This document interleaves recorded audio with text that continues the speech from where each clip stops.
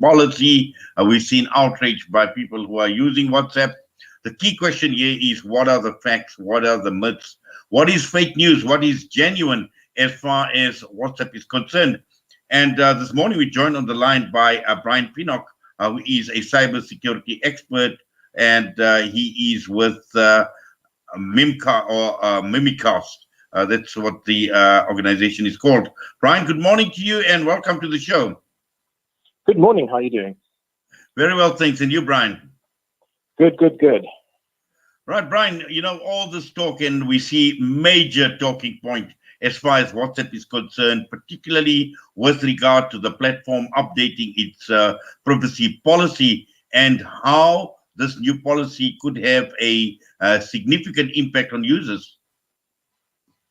Yeah, I think what's happened with WhatsApp is they've actually been caught in a little bit of a storm between Apple and Facebook. WhatsApp, as you know, is actually owned by Facebook, and is Instagram. Not necessarily everybody knows that. And those three organizations kind of treat data fairly differently. What's happening now is Apple has kind of put the cat amongst the pigeons by really clamping down on the visibility of what different applications are doing with our data. And suddenly WhatsApp and Facebook and Instagram, you've got business plans to do all kinds of things with our data, because fundamentally, Facebook is a company that uses our data and monetizes our data, not against us necessarily. They do it in a good way, targeting advertising, etc. But if you anyway sort of incline towards certain types of privacy, then it's really important to know what kind of information they hold about you and what they're going to be doing with it. Exactly. And I think the key issue here is, what exactly will WhatsApp actually collect? And talking about Facebook in terms of the details or the information that will be shared with Facebook. What do we know about this, Brian? So I think it's first of all important to make the point that WhatsApp's data sharing and its security hasn't really changed. What they've done is, the best way to actually look at this is if you own an iPhone or somebody who owns an iPhone, actually go onto the Apple App Store and go and look at their data labeling, their privacy labeling. It's a little bit, I like to say, a little bit like the labeling you get on food, which tells you, how many carbohydrates and proteins and fats. And that gives you a very, very interesting picture. Just to give you an idea, a privacy application which is similar to WhatsApp called Signal literally only keeps one piece of data about you, and that's your phone number.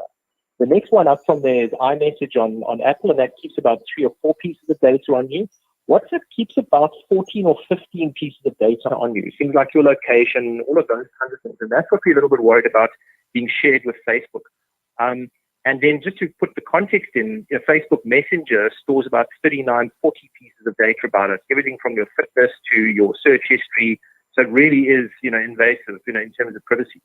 So what I think is important to understand is we're not going to be seeing a situation where WhatsApp suddenly starts sharing those types of data with Facebook, because it's not collecting them at the moment. That may change, of course. What they will start doing potentially, though, is sharing things like your location with Facebook. So you may have chosen not to share your location with Facebook. And then unbeknownst to you, WhatsApp is going to start sharing it with Facebook. And that's potentially a problem.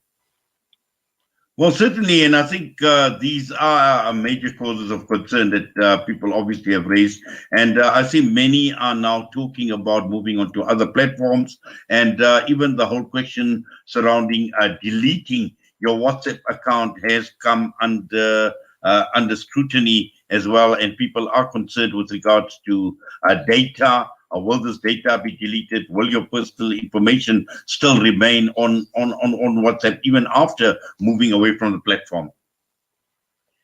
So I think the problem is what WhatsApp has done, which has got everybody up in arms. They've given you an ultimatum. They've essentially said either you agree to our new terms of service or your account is going to be deactivated. I forget what date it is, but it's in a few months' time.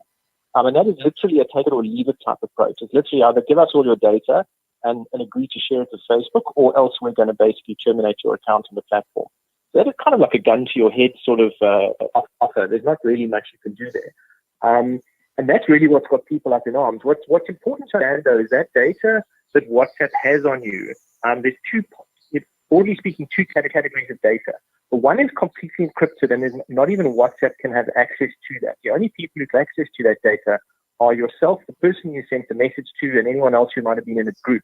So if you sent a message about, let's say, a family event of some kind, a wedding or a funeral or whatever the case is, and there were a whole lot of comments about it, I'm just using some sort of random example, all of that information is completely encrypted and is not available to Facebook. Same way you might mention that you're about to buy a new car, Facebook is not suddenly going to get that information and start sending you adverts for, BMWs or VWs or whatever the case may be.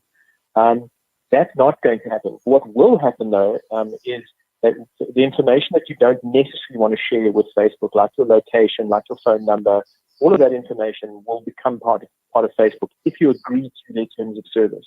So yes, it's certainly a challenge. You should sort of kind of ask yourself the question, the question is, should we all stop using WhatsApp? In a perfect world, the answer is yes. In reality, the answer is probably no. I'm not going to stop using WhatsApp. What I will do is load an application like Signal or Telegram, and try and get as many people as possible to move across to that. But it took me years just to get my parents to move across to WhatsApp. To get them to now download an application like Signal, for example, is going to be quite difficult. But again, it depends on who your social network is, who you interact with, all of those sorts of things. And if enough of those people move across to another application, well, then WhatsApp is going to lose out. Well, Brian, we're going to be watching this space, and we know that we've got until February the 8th to accept WhatsApp's new terms and conditions. And I'm sure from now until then, there still will be a lot of talk. People will be looking at alternatives to WhatsApp as well. And this discussion will continue until we get some clarity. And again, it's a question of how comfortable you are. And it's a question of individual choice in terms of what platform you would want to be. But for now, thank you very much for your time with us this morning on Salam Media. We wish you all the best, Brian. Take care. Thank you very much.